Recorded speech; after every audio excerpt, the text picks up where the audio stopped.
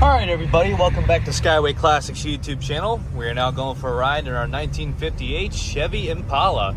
Very rare vehicle you ever see on the road anymore, but that's pretty much every classic you see out there. Going to the one we have here featuring a light blue exterior. As you do see, she does have the old school white wall tires and stick-on hubcaps. One of the nicest features about this car is that it has the mirrors on the actual fenders.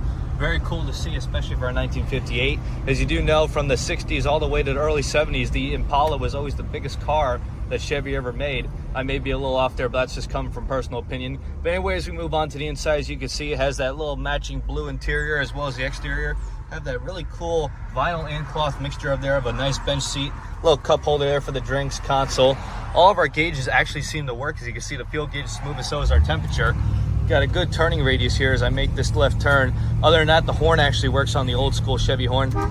That's very funny and very cool because you don't see that anymore. Other than that, you got your old school Delco radio. The clock's still right above the glove box. As you can see underneath, we still have a vintage air setup there, which will lead us into the engine bay, featuring a 348 Chevy motor. So you can see she is presented as a stock look with the orange black air cleaner there. Of course, the 348 was always shaped in the most weirdest way, so people were very confused when they saw it. But other than that, she performs as good as ever. Of course, you can see there I just hit the brakes, and I'm going to hit them again because nobody knows how to drive.